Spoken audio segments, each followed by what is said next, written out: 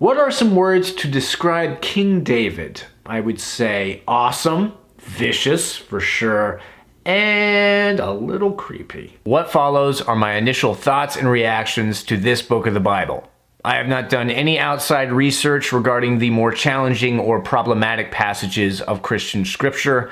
Therefore, do not take whatever criticisms I may make in this video as my final word on the passage or verse in question. I am very likely going to be doing a Bible Revisited series addressing my different issues with the Bible, book by book, after conducting ample outside research. So now, without further ado, let's jump into the review. So 2 Samuel takes place pretty much immediately after 1 Samuel, and it continues to follow the story of King David and his reign over the Jews, the Israelites, and all of that business. Here's a question though, what did I actually think of 2 Samuel? Did I enjoy it? Yes, as a matter of fact, I did. I did not enjoy 2 Samuel as much as I enjoyed 1 Samuel. The writing style in 2 Samuel is, I don't know, it's not as epic in the way it's written. 1 Samuel was much more like colorful with its writing, almost like a novel. 2 Samuel was more or less like other books in the Old Testament, a little drier. There's still some like good description and that sort of stuff, but not nearly as engaging of a text as 1 Samuel was. You know, it was fascinating learning about David's reign, and you get to see more sides of David's character. He is, as I said at the beginning of the video, awesome, vicious, and kind of creepy. And it was very fascinating to see how basically Jesus' ancestor, as in King David, was, I don't know, he was a complex guy, a very complex character.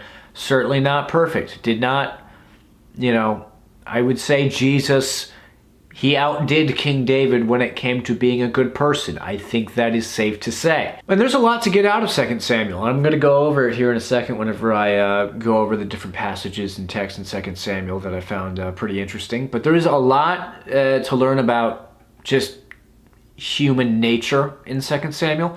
There's a lot of there's logical choices made and illogical choices made by pretty much all parties involved.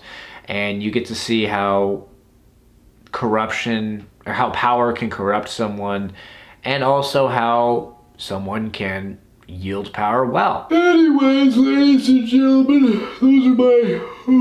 that's my overall impression. Excuse me. My overall impression of 2 Samuel. Now, without further ado, let's jump into the analysis of the different passages and verses in 2 Samuel that I found compelling, interesting, fascinating, and challenging, etc., etc. First passage I would like to discuss is 2 Samuel chapter 1, verses 14 through 16. And this is involving basically David hears of Saul's death, and he is told this by a Amalekite who supposedly, he says that Saul begged him to kill him. Of course, we know from 1 Samuel that this is not true. Saul fell on his own sword. But this Amalekite, he has Saul's crown, and he's like, hey, I killed Saul. Here's his crown and everything. Maybe reward me, bro. And David's like, and I'm reading verse 14, David asked him, why were you not afraid to lift your hand to destroy the Lord's anointed? Then David called one of his men and said, go, strike him down. So he struck him down and he died. For David had said to him, your blood be on your own head. Your own mouth testified against you when you said, I killed the Lord's anointed. Basically, David got really pissed at this Amalekite for killing Saul, even though the Amalekite did not kill Saul. And there's actually, in my Life Application Bible, there's a good explanation for all this, a good way to explain it. And I'm just going to read their little explanation. The man identified himself as an Amalekite from Saul's camp. He may have been an Amalekite under Israelite jurisdiction, but more likely he was a battlefield scavenger. Obviously, the man was lying both about his identity and about what happened on the battlefield. Compare his story with the account in 1 Samuel. Because he had Saul's crown with him, something the Philistines wouldn't have left behind. We can infer that he found Saul dead on the battlefield before the Philistines arrived. A life of deceit leads to disaster. The man lied to gain some personal reward for killing David's rival, but he misread David's character. If David had rewarded him for murdering the king, David would have shared his guilt. Instead, David had the messenger killed. Lying can bring disaster upon the liar, even for something he or she has not done. A further example of this comes in 2 Samuel chapter 4, verses 9 through 12, where a similar thing happens. Saul's son, Ishbosheth, gets killed and beheaded by Rechab and his brother Baanah, and they go to David basically looking for a reward. They're like, hey, we've killed your rival, because at this time David was not yet king over Israel. It was still Saul's descendant Ishbosheth, but they bring Ishbosheth, whatever his name is, to David. They bring his head to David, and they're like, hey, this day the Lord has avenged my lord the king against Saul and his offspring. Here is the head of Ishbosheth, son of Saul, your enemy, who tried to take your life. They're like, hey, look at us. We did you a favor.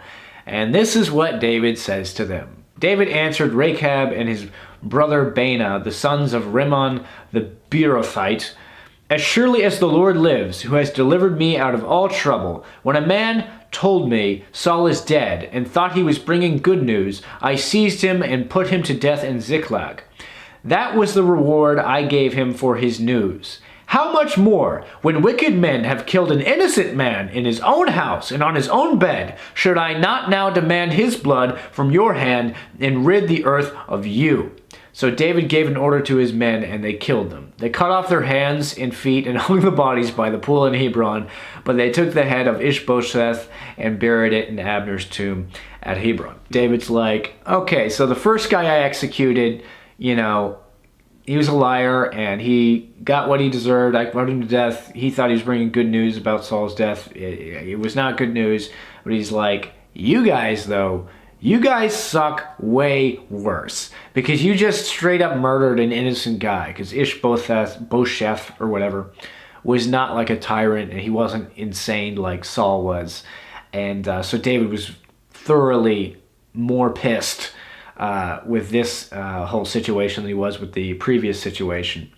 And he, of course, gives these guys kind of what they had coming. But it just goes to show that David is vicious, as I said, and he does not mess around. Now, this next passage comes in 2 Samuel chapter 6, and this is verses 6 through 8. This passage is it's odd. This is about the Ark of the Covenant, and if you're familiar with the Ark of the Covenant, you know, like, whoever touches it dies or whatever. It's only to be carried by the Levites and whatnot. But this is kind of an upsetting passage, because the person in this passage touches the ark by accident. And so I'm just going to read verse 6. When they came to the threshing floor of Nacon, Uzzah reached out and took hold of the ark of God because the oxen stumbled. The Lord's anger burned against Uzzah because of his irreverent act. Therefore God struck him down, and he died there beside the ark of God. Then David was angry because the Lord's wrath had broken out against Uzzah, and to this day that place is called Perez Uzzah. The only reason he touched the ark was very likely as an involuntary, just like, whoa, the ox was stumbling, I'm going to catch it, I'm going to keep the ark from falling. Like, that seems like a good thing, and yet Uzzah gets killed. And My Life Application Bible has, I don't know if this is a satisfying explanation for me, but it is something that they put in here. So this is about that passage. Uzzah was only trying to protect the ark. So was God's anger against Uzzah just? According to Numbers 4, 5 through 15, the ark was to be moved only by the Levites who were to carry it using the carrying poles. They were never to touch the ark itself. To touch it was a capital offense under Hebrew law. God's action was directed against both David and Uzzah. David placed the ark on a cart, following the Philistines' example, rather than God's commands. Uzzah, though sincere in his desire to protect the ark, had to face the consequences of the sin of touching it. Also, Uzzah may not have been a Levite. As David sought to bring Israel back into a relationship with God, God had to remind the nation dramatically that enthusiasm must be accompanied by obedience to his laws. The next time David tried to bring the ark to Jerusalem, he was careful to handle it correctly. That passage is just weird. I had to talk about it. Now, our next passage that I want to talk about is 2 Samuel chapter 7. And this passage really is just a prophecy about Jesus. Verse 11 through 16. The Lord declares to you that the Lord himself will establish a house for you. When your days are over and you rest with your fathers, I will raise up your offspring to succeed you, who will come from your own body, and I will establish his kingdom. He is the one who will build a house for my name, and I will establish the throne of his kingdom forever. I will be his father, and he will be my son. When he does wrong, I will punish him with the rod of men, with floggings inflicted by men. But my love will never be taken away from him, as I took it away from Saul, whom I removed from before you. Your house and your kingdom will endure forever before me. Your throne will be established forever. I mean, come on, who else is that talking about? I mean, you know? Yeah, I know. Now we move to the famous or infamous story of David and Bathsheba. This is chapters 11 and 12 of 2 Samuel. So basically, David sees this woman, Bathsheba, on her roof, and he studies her, and then he asks about her, finds out that she has a husband, and he has the husband sent to war on the front lines of the war, specifically positioned in a way where the husband would get killed in the war. And this happens, the husband dies, and then David marries the widow. And God is very displeased by this because obviously it's terrible. When Nathan rebukes David, Nathan the prophet basically tells David this story of how there were two men in a town, one rich and the other poor. The rich man had a very large number of sheep and cattle, but the poor man had nothing except one little ewe lamb he had bought. He raised it, and it grew up with him and his children. It shared his food, drank from his cup, and even slept in his arms. It was like a daughter to him. Now a traveler came to the rich man, but the rich man refrained from taking one of his own sheep or cattle to prepare a meal for the traveler who had come to him. Instead, he took the ewe lamb that belonged to the poor man and prepared it for the one who had come to him. David burned with anger against the man and said to Nathan, "As surely as the Lord lives, the man who did this deserves to die. He must pay for that lamb 4 times over because he did such a thing and had no pity." Then Nathan said to David, "You are the man. This is what the Lord, the God of Israel, says. I anointed you king over Israel, and I delivered you from the hand of Saul. I gave your master's house to you, and your master's wives into your arms. I gave you the house of Israel and Judah. If all of this had been too little, I would have given you even more. Why did you despise the word of the Lord by doing what is evil in his eyes? You struck down Uriah the Hittite with the sword and took his wife to be your own. You killed him with the sword of the Ammonites. Now, therefore, the sword will never depart from your house, because you despised me and took the wife of Uriah the Hittite to be your own." Nathan is like, "Yo, David, I'm going to tell you this little story, and spoiler alert, it's actually about you. You suck. Eat it. You know, you're gonna have some serious problems for the rest of your life, bro. And this is just how it's gonna be."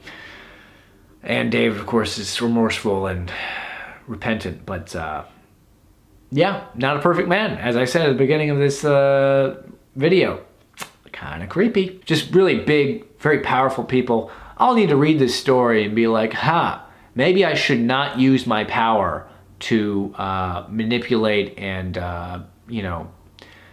destroy other people's lives so that I can be a pervert. Now, I can't really discuss from chapter to chapter the whole story of Tamar and Amnon and Absalom, but it's a fascinating story. I don't know, it's just a lesson in human nature and how it's I don't know. Everything goes from order to chaos. One of the things, though, that I find really fascinating about the character of David and a lot of just the men of the Bible is like, to nowadays, it's like a man showing emotion is like not a good thing.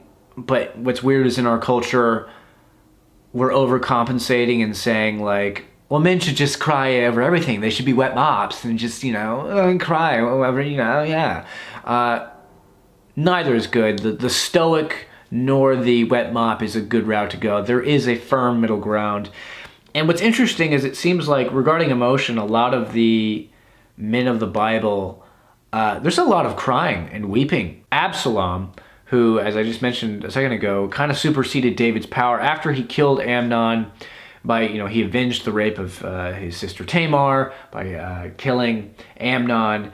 Absalom then essentially has a conspiracy against David, and he kind of supersedes David. David is like on the run for a while. Eventually David obviously gets back into power, but like when Absalom is finally killed, people think like it was actually Joab who actually killed Absalom, because from what I can remember, Absalom, he was riding his horse and he got stuck in a tree, like he was just hanging up there, and some troops were like, hey, let's cut him down, we weren't supposed to like kill him. And Joab's like, no, kill him. And they brutally like murder Absalom. But when this is all happens and they finally inform King David of Absalom's death, even though Absalom had been a rebel, even though Absalom betrayed him and everybody, David weeps. It says, the king was shaken. He went up to the room over the gateway and wept. As he went, he said, oh, my son Absalom, my son Absalom, if only I had died instead of you. Oh, Absalom, my son, my son. Now, the last thing I want to talk about in this review is chapter 24. It's weird. It starts off weird. I'm not going to read the whole thing, obviously, but it's really verses 1 through 17 that are my concern. Basically, it starts off, first verse is, again the anger of the Lord burned against Israel, and he incited David against them, saying, go and take a census of Israel and Judah. Doesn't sound like a bad thing, right?